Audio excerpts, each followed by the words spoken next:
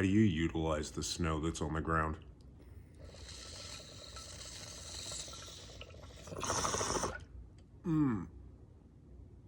It's beginning to look a lot like Christmas everywhere.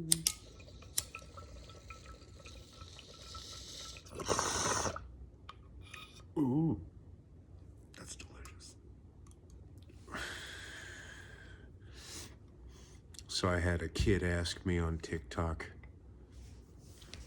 how my dad died. And I've explained this before on there, but most people I feel aren't quite getting it. I mean, diabetes is a motherfucker. And it'll take everything from you in the end if you're not careful. So, if you have diabetes, you should be pretty mindful of it because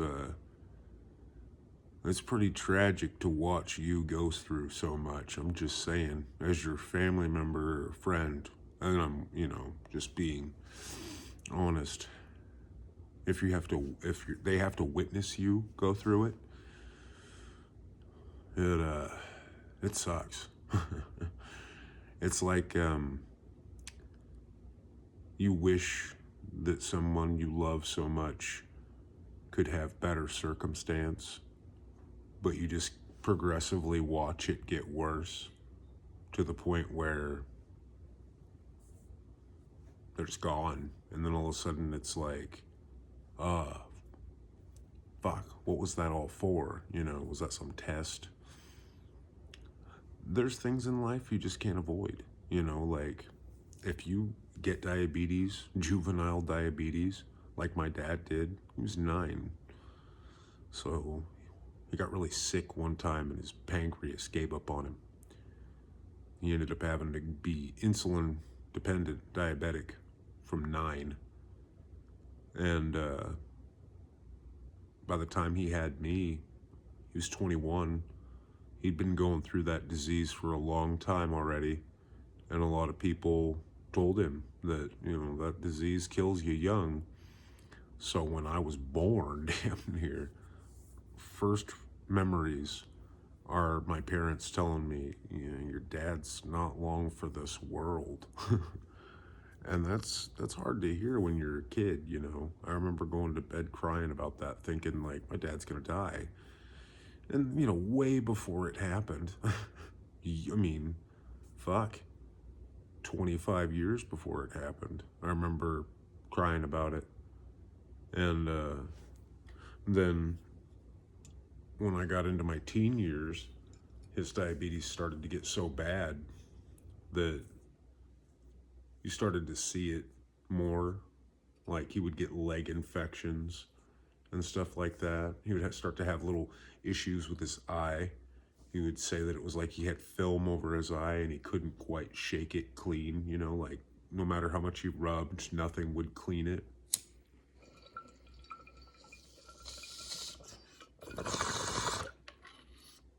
He went to classes for diabetes when he was a kid down in Portland and learned how to take care of himself as best as he could.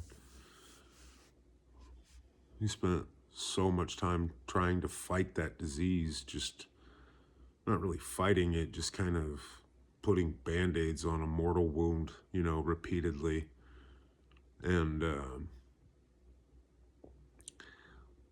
when I was a teen, after he started getting those leg infections and the sight started to go, he lost his job driving truck because he just couldn't see good enough. And the doctors were saying, you can't have a CDL and drive a fuel truck with bad vision.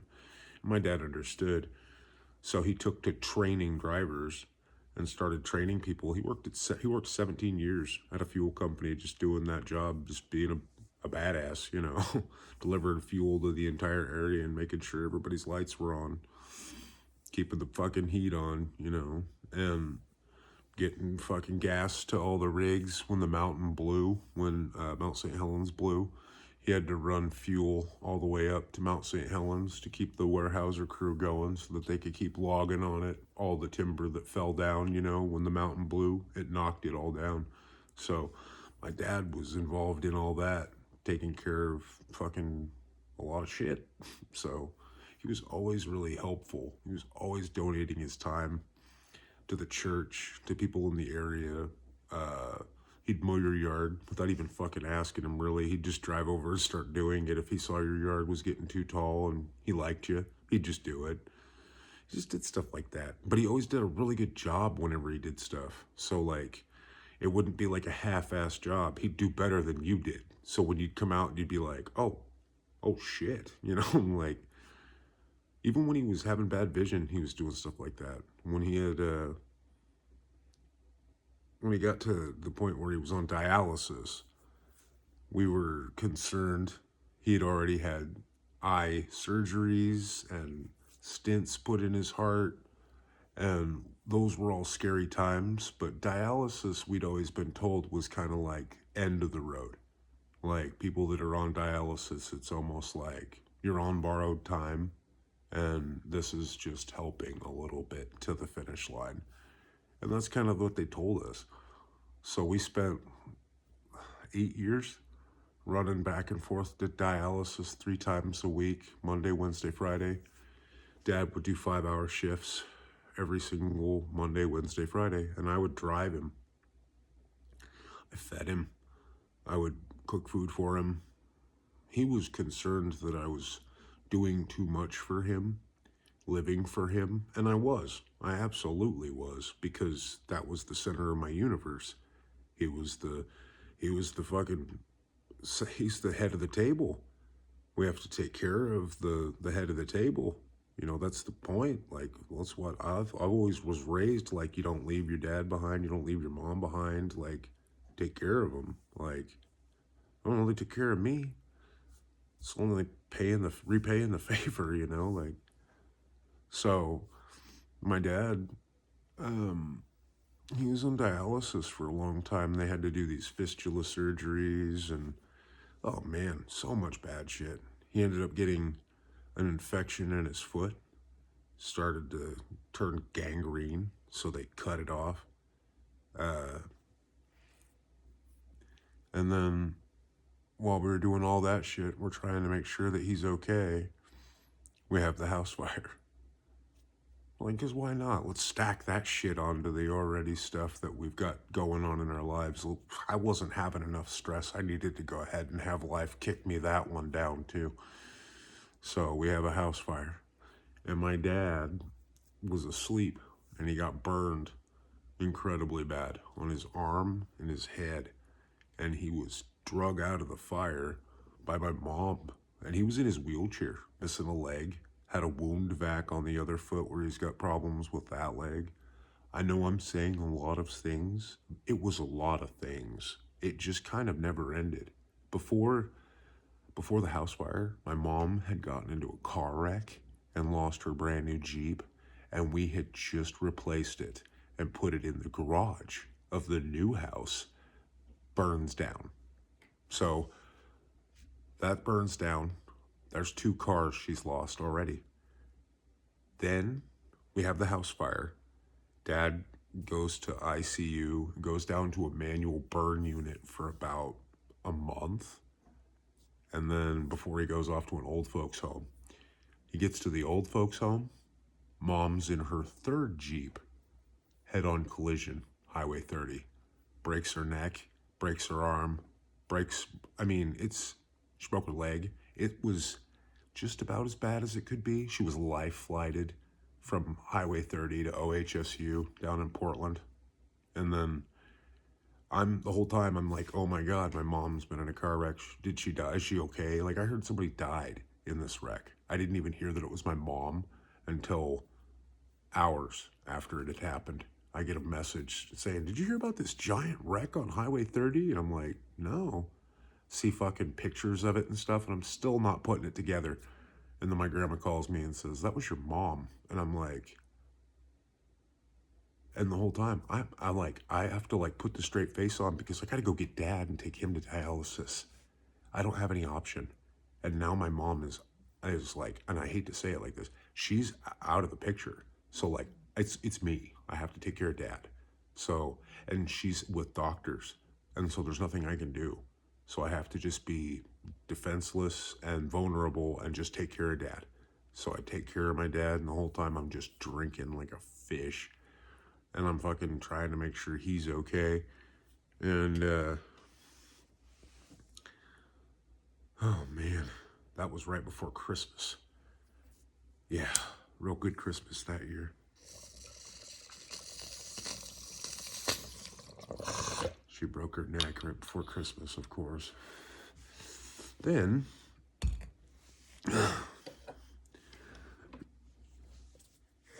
now she buys a Hummer because, you know, we need that. But anyways, that's another story. Fuck, I hate Hummers. Anyways, my dad and I are going to dialysis 3 times a week now while my mom's got a broken neck and she's in between cars and broken up. She needs like a ton of help. She has psoriatic arthritis to begin with in every major joint to the point where it looks like her hands have been beaten by hammers. So there's that.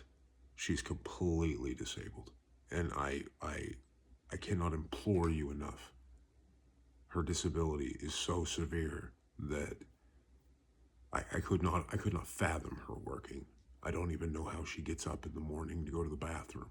So, and that's a daily thing that I'm still living with. So, and on top of that, when Dad and I were going back and forth to dialysis all the fucking time, he had all these issues. He was almost completely blind at this point. Like, it's towards the end of the life, you know, like, they're talking about taking the other foot. They're saying that fistula line isn't good enough. Brian, we're gonna have to do another surgery to fix it. And he was just like, all right, well, fuck it, whatever. And he was still healing from the burns. And so they cut him open and they did the fistula surgery to make a bigger port so that they could shove these giant needles in his arm for dialysis more. And when he came out of the surgery, the doctor said he wasn't doing good. He said he was really having some chest pains, and they think that he was having a heart attack. So we were just kind of like all going, oh great, another one. My dad's already had 5 at this point, and a stroke. And we were like, not real sure how much more this dude could handle. But we were all pulling for him because he was such a beast and had survived so much shit. And I remember going in there and visiting with him, and it was real quiet. We were just all visiting, and he was not feeling good. He was having a heart attack while we were talking. Like, it was just a silent one that was continuously happening. And the doctors couldn't open him up to do any work because they were afraid it would just kill him. And so we were all just kind of praying.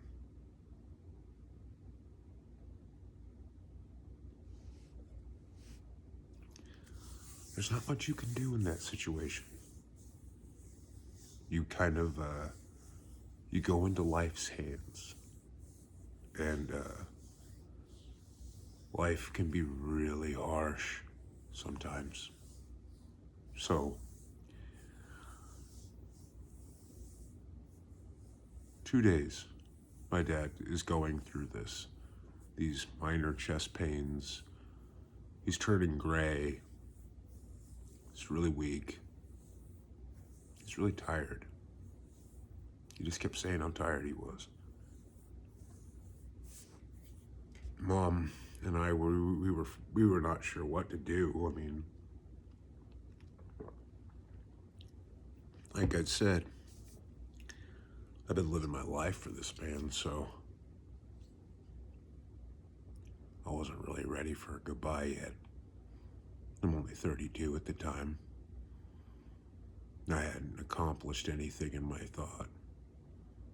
Weighed a ton, drank a ton, bad habits, made millions of mistakes. I was embarrassed. I felt horrible about myself. I watched my dad suffer so much. Someone I loved so much, cared for so much. Someone I wanted to have so much opportunity. I wanted to give him something more so that when he hit the end of the finish line, he could smile really, really bright, you know. And I really tried. Really, I mean, like, I saved all that money, and I really tried to do something with it. But that fucking house fire just fucked us so hard. Lost everything in that, and he wasn't gonna recover from this one, and I just didn't know it yet. Came into the hospital because my mom said that your dad's not doing so good. After 2 days being in that hospital, like he was with the chest pains, heart attack. She said, he's not doing so good, you should come over. So I did. I walked over there and I had on my brand new t-shirt. It was a Camp Crystal Lake shirt. I went into the room and I sat down, and he was real quiet, real gray. He's kind of looking away, you know, not real there. Doctor comes in and says that, Brian, we got to put you on this blood thinner. But it's kind of an experimental thing. So we need your family to sign for you so that you could take this. Told us that it was last option. Mom and I, we both looked at each other. We looked at my grandparents and my dad's sister. We all agreed. Go ahead. Give it to him.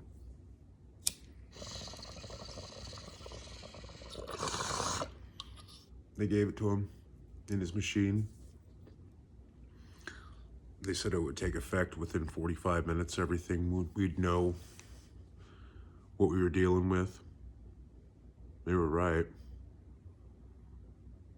I said to my dad, I love you, Dad. He looked up at me and he said, I love you too, Daniel. I said, I'm gonna go downstairs and go get something to eat, and I'll be right back. And that was the last time I ever spoke to my father.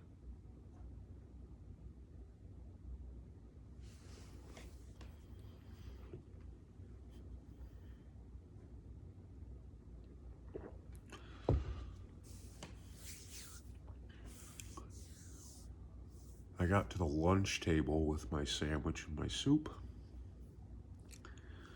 There was a guard, not a guard, a janitor. This reminded me of a guard. It's a hospital. I hate those places. Janitor was sitting at the table. He had his fucking walkie-talkie in his pocket. And I heard code blue, and my dad's room number followed. I said, what's a code blue? And the janitor looked up at me and he said, the patient's stopped breathing. And I wasn't hungry anymore.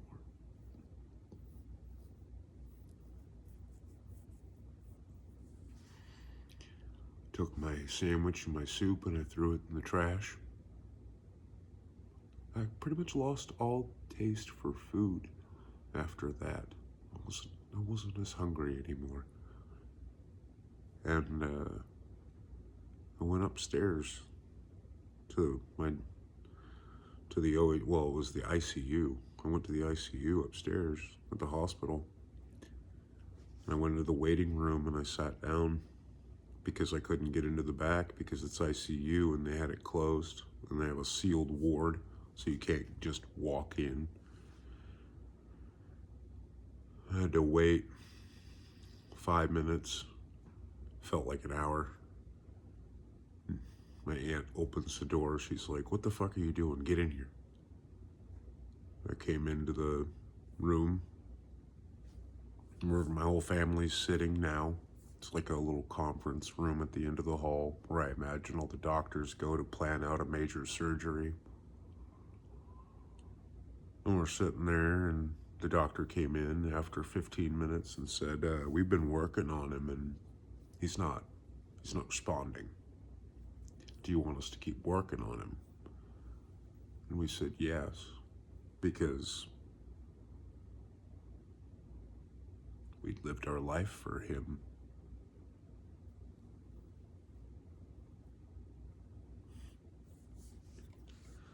And it was too hard to say goodbye to him. So we wanted to try.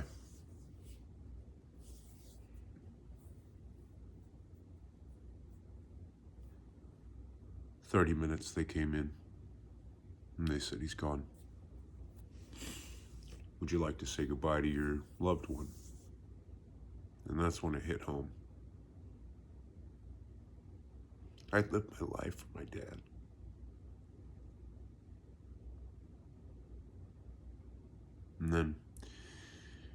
And now I had to live my life for myself. And I wasn't ready to. I really wanted to take care of him and make sure he was okay. I really wanted him to have a beautiful fucking ending. And it just was so ugly. It wasn't what I wanted for him. He deserved way better. He did a lot more for people. He deserved better. But circumstances, oh, fuck you. Never ever take your health for granted. I'm not exaggerating. It could be so worse. You have no idea. Tomorrow you could wake up without the ability to wake up normal. And you could struggle for the rest of your life, not able to wake up like the next person next to you. That's also why you should always take that into consideration when you don't know someone's circumstances. So when you hear that somebody has an issue, they can't work, and you immediately want to go to the fences and say, fuck you, why don't you want to work for me? Maybe they can't. You're not seeing how they're waking up in the morning. You're not seeing how their day is. Maybe they wake up struggling so hard that it is just absolute agony for them. And maybe you should just shut the fuck up and let them live and let live like you're doing. You know what I mean? It may be hard for you, but it's hard for them too. My dad had it hard. Anybody that says he didn't was a fucking liar because they didn't see it. I saw it. I've never seen anyone struggle so bad in my entire life. Ever. But I've seen a lot of people and met a lot of individuals, and nobody in my entire life have I seen get shit on as hard as my dad did. Just out of circumstance. One bad thing after another. You know, and I try to bring a positive out of it because it's such a bad, so negative. It has to have a positive. There can't be a negative like that. That can't end like that. It has to have some meaning, or else it was for nothing. So, never take your health for granted, okay? Always, always take care of yourself, especially if you're diabetic. Get the fuck to your doctor. Get checked out. You don't understand what you're fucking with. My dad, I don't think he even understood. Or I think he would have tried harder. I know he tried hard, but there was a lot of fucking off there too with his health.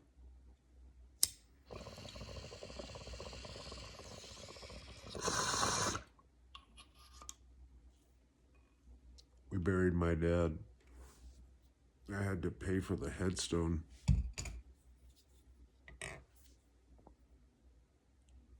I know that's how it's supposed to go. Made me feel grown up in the worst way. Had my friend tell me, welcome to the club. He lost his mom that year. Cancer. Fuck cancer. He lost his mom to cancer, and he told me, welcome to the club. And I said, what? He said, it's the Dead Parents Club. It's the worst place to be. I'm sorry you're here. I I love you. Give your mom and dad a hug for me. Tell them you love them. Never forget their teachings, positive or negative. Use it and make better of it. Or teach it, spread it. Teach the positivity that your parents taught you. Love your family, love your friends, love your parents. But also love yourself and take care of yourself. Don't always focus on everyone else because it'll consume you if you allow it to. I love you. Please take care and have a wonderful night.